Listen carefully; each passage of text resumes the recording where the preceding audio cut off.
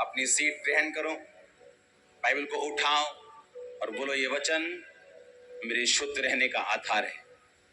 उठाओ उसे अपने हाथों में।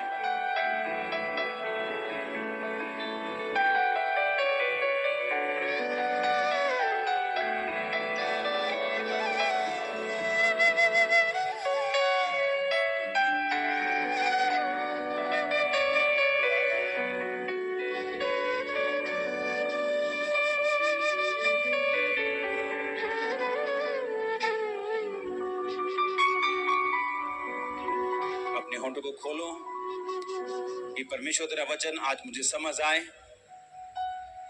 ऊंची आवाज में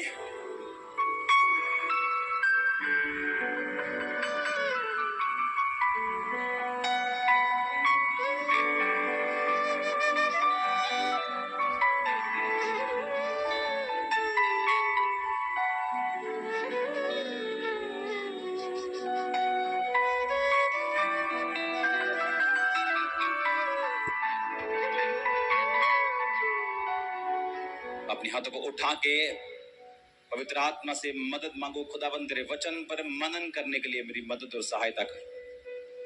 होंठों को खोल के ऊंची आवाज में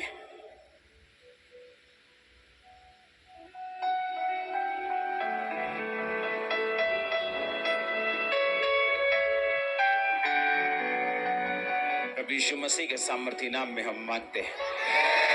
तारीफ कर दो खुदाबंद के वर्ड के लिए जोर से। हालेलुया। आज स्टडी का हफ्ता है। आज आमीन। अपने पेन कॉपीज निकाल लो।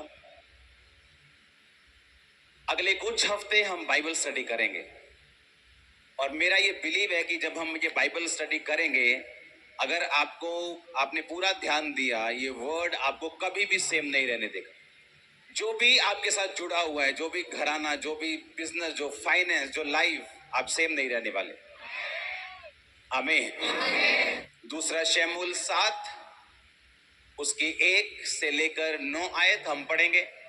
दूसरा शमूएल 8 उसकी 1 से 13। दूसरा शमूएल 11 उसकी 1 से 3।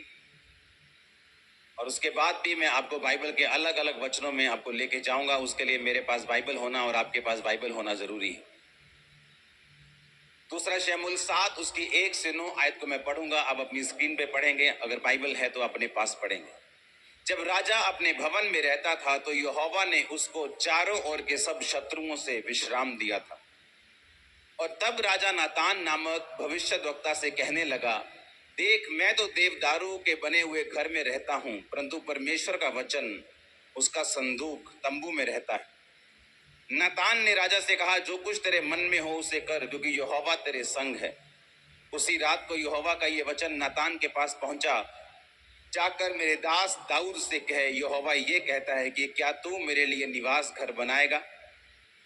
क्या मेरे लिए तू मेरे निवास के लिए घर भी बनाएगा? जिस दिन मैं इजराइलियों को मिस्र से निकाल लाया, उस दिन से आज के दिन तक मैं कभी घर में नहीं रहा, तंबू के निवास में आया जाया करता हूँ। जहां जहां मैं समस्त इजराइलियों के बीच फिरता रहा, क्या मैंने कहीं इजराइल के किसी गोत्र से, जिससे मैंने अपनी प्रजा इजराइल की चरवाही करने को ठहराया है, ऐसी बात कभी कही कि तुमने मेरे लिए देवदारों का घर क्यों नहीं बनवाया? इसलिए अब तू मेरे दास दाऊद से ऐसा कह, सेनाओं का यहोवा यो कहता है कि मैंने तुझे भेड़शाला से और भेड़ बकरियों के पीछे पीछे फिरने से और इस मनसा से बुला लिया कि तू मेरी प्रजा इजराइल का प्रधान हो जाए। और जहां जहां कहीं तू आया गया, वहां मैं तेरे संग रहा और तेरे समस्त शत्रुओं का तेरे सामने से नाश किया। फिर मैंने तेरे नाम को पृथ्वी पर के बड़े बड़े लोगों के नाम के समान मैं महान कर दूंगा। सब बोलो आमीन। अगला वचन मैं पढ़ूंगा, दूसरा शमूएल 8 उसकी 1 से 13 आयत। इसके बाद दाऊद ने पलिश्तियों को जीतकर अपने अधीन कर लिया और दाऊद ने पलिश्तियों की राजधानी की प्रभुता उनके हाथ से छीन ली। फिर उसने मोआबियों को भी जीता और उनको भूमि पर लिटाकर डोरी से मापा और 2 डोरी के लोगों को घात किया और डोरी भर के लोगों को जीवित छोड़ दिया।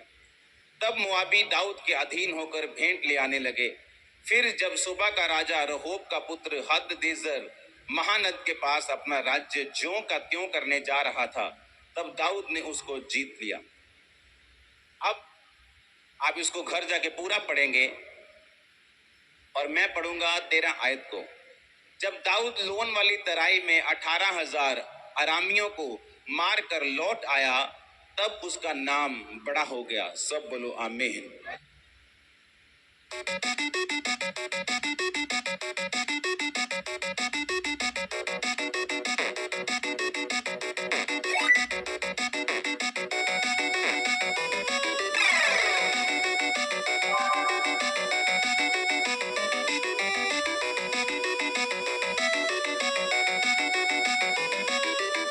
आपको बीपी के लिए जो मुक्तावटी बीपी ग्रिड दे रहे हैं, शुगर के लिए मधुमाशी मधु ग्रिड दे रहे हैं, अर्थराइटिस से पीडानिल गोल्ड ऑर्थो ग्रिड दे रहे हैं, जिसके लिए मैं अभी सबसे पहली आयत 2 शमूएल 7 उसकी 1 में लिखा, जब राजा अपने भवन में रहता था तो यहोवा ने उसके चारों ओर के सब शत्रुओं से उसको विश्राम दिया था। एक बात आपने हमेशा याद रखनी है, आज भी इंडिया अंग्रेजों के अधीन होता अगर वॉर ना होती, अगर लड़ाई ना होती, आजादी की जंग ना होती। हाँ या ना? हर एक पीस के पीछे, हर एक शांति के पीछे एक जंग है। अपने पड़ोस से बोलो, बोलो हर एक पीस के, हर एक शांति के पीछे एक बड़ी जंग है। आमीन। अब यहाँ पे जब दाऊद को परमेश्वर ने विश्राम दिया तो बाइबल कहती है, आपको 2 तरीके से इसको समझना है। बाइबल कहती है कि परमेश्वर ने उसको चारों ओर के शत्रुओं से विश्राम दिया। विश्राम कैसे दिया? बाइबल कहती है हर बार उसको विश्राम से पहले उसको एक लड़ाई लड़नी पड़ती थी, उसको एक फाइट लड़नी पड़ती थी। और परमेश्वर का जब, इसमें 2 चीजें सीखने वाली है। बाइबल कहती है कि उसने कहा कि अब मैं विश्राम में हूं, अब मैं परमेश्वर का भवन बनाऊंगा। एक बात आपको हमेशा याद रखनी है, जब तक एक विश्वासी आराम में और विश्राम में नहीं जाता, वो उतना परमेश्वर का काम नहीं कर सकता जितना एक आराम वाला और परमेश्वर में विश्राम वाला व्यक्ति कर सकता है। आपको बात बड़ी, आज बाइबल स्टडी मुझे यहाँ बैठना पड़ेगा क्योंकि मुझे अलग अलग वचनों में आपको लेके जाना पड़ेगा और बाइबल मेरे पास होना जरूरी। एक बात हमेशा याद रखो, अगर आपको मालूम है कि परमेश्वर ने आपसे वायदा किया कि मैं तुझे बेस्ट दूंगा, तेरा घराना बेस्ट होगा, तेरा तेरा तेरा परिवार बेस्ट होगा, तेरा फाइनेंस बेस्ट होगा। मैं ऐसे लोगों से पर्सनली जानता हूं जिनको 500 रुपए की जॉब आज से 15 साल पहले छूट जाती थी और वो धक्के खाते थे और परमेश्वर में बिल्कुल नए थे।